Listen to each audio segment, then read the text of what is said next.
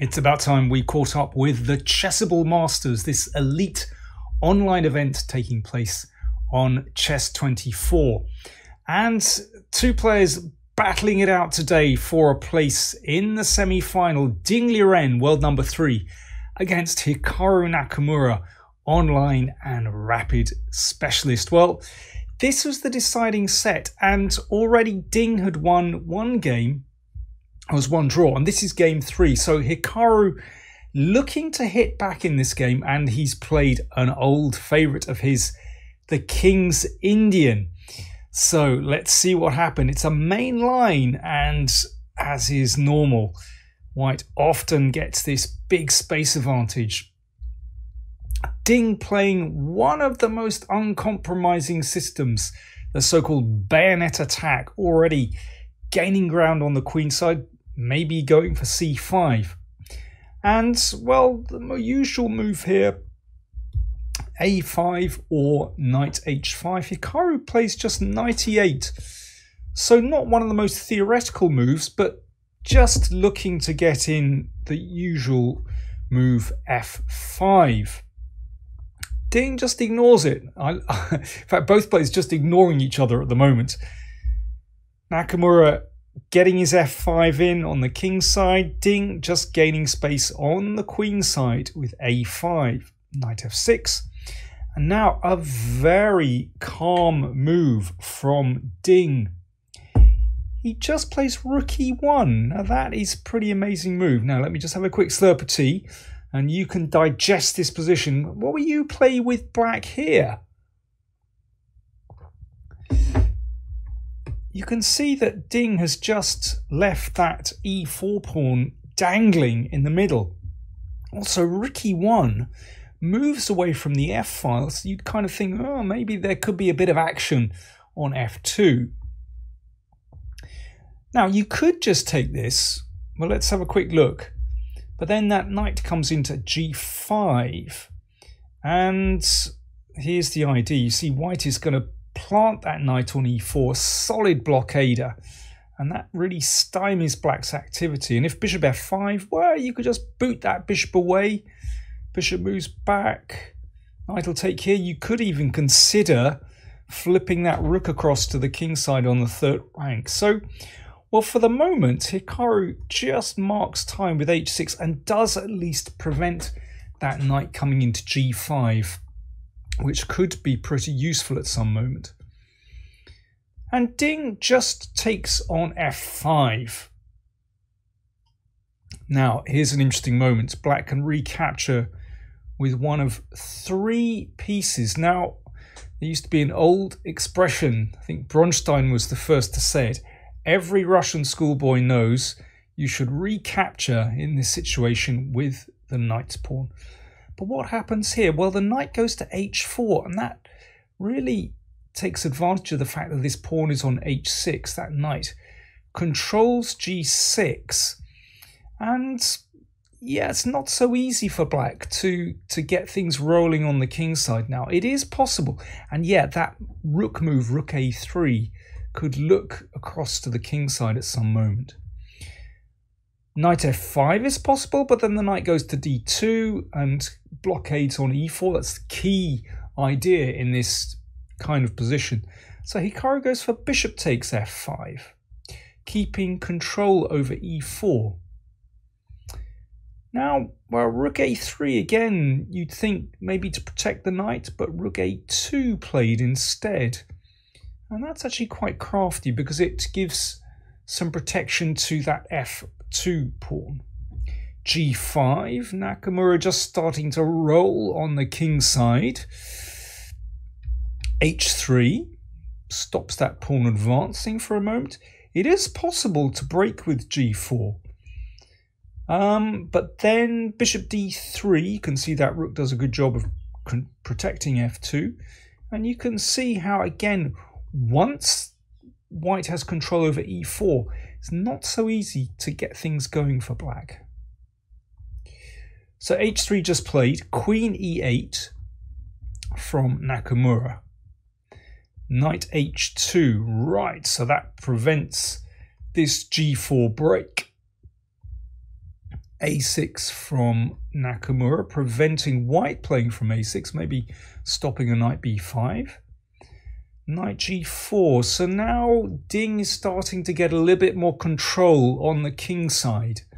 Once that knight is exchanged, you can see that he has greater control over that e4 square. So he plays bishop d3. Good move. If he can plonk that knight on e4, well, he manages to do so. Knight e4. And although the knight here looks impressive, in fact, that knight on e4 just holds everything together. So far, Ding looking pretty good. Can Nakamura try and shake things up on the king side? f3. That's even more solid for white on the king side. Queen f7. Rook f2. So that rook making absolutely sure nothing is going to happen on the f-file, looking very solid indeed. That knight can come into d4, but, well, it doesn't achieve much there. It might just, well, yeah, not... I mean, it is possible.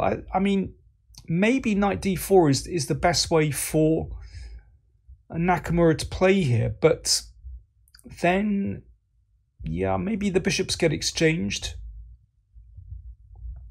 Anyway, rook a8. So this is really directed against white playing c5, because then d5 would be vulnerable.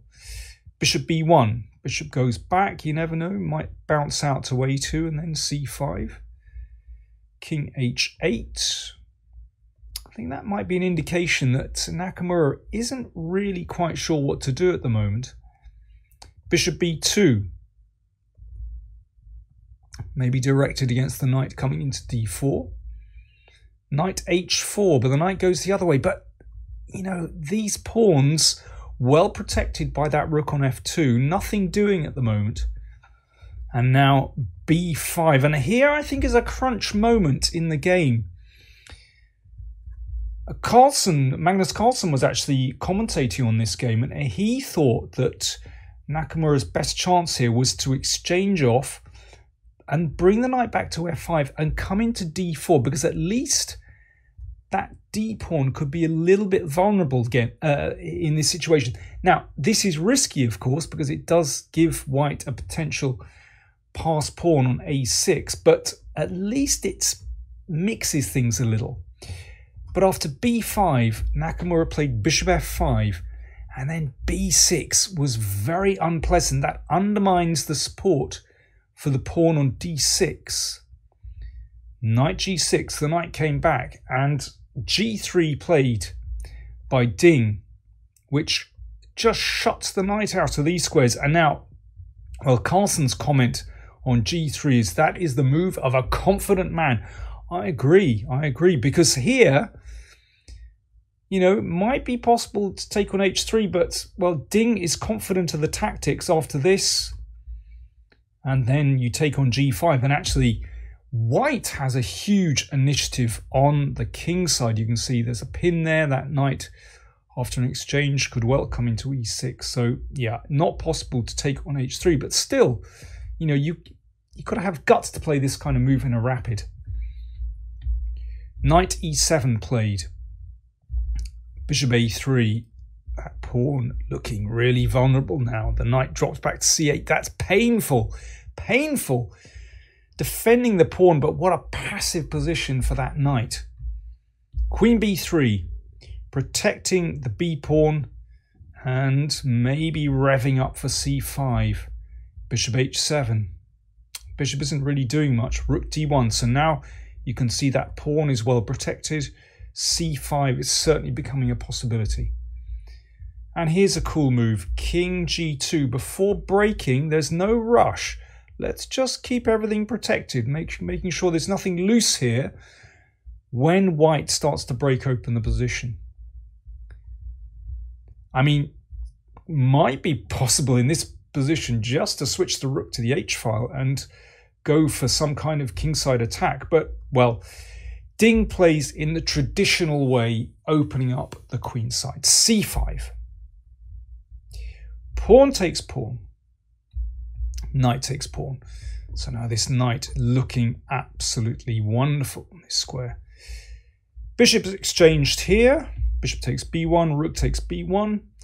Can black, take on d5? Well, queen takes d5, knight e6 is a nice fork.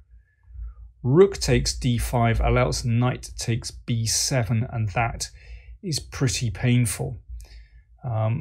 Let's come back. So rook e8, moving out of the bishop's diagonal. But now knight e6, yes, it's an octopus knight. You've got to love that. And this knight really does dominate black's pieces. Rook d7, what a piece. It really just looks in all directions. Rook c1, and now it's time to infiltrate on the 7th rank. Knight e7. That was taken. And rook c7, that is painful. This is complete domination. That knight, I mean, just compared to that bishop on g7. Dreadful piece, locked in by its own pawns. Not a good piece at all. It's a big fat pawn, in fact, going nowhere. Queen d6 played. Rook c2. And of course, if this is taken here, we can take, and then the bishop will drop on g7. Bishop f6 played. And queen a4 was the final move of the game. The rook on d7 threatened. If rook takes c7, queen takes rook check. Disastrous. And if the rook steps up, rook c8 check. And if king steps up to h7, then queen e4 is actually checkmate. And I think that position just shows what happens when it goes right for white in the King's Indian. You have this wonderful space advantage which allows your pieces such room to maneuver and total domination over the light squares as well. Well, I think many of you that follow my channel will know I'm a huge fan of Ding Liren. He's on his day, he's such a fantastic strategic player, and I think we saw it in this game. So Hikaru Nakamura knocked out.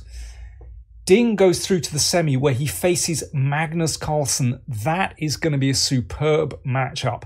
And in the other semi we have Nepo against Anish Giri. So watch out for that, and I'll be reporting back on events in the Chessable Masters.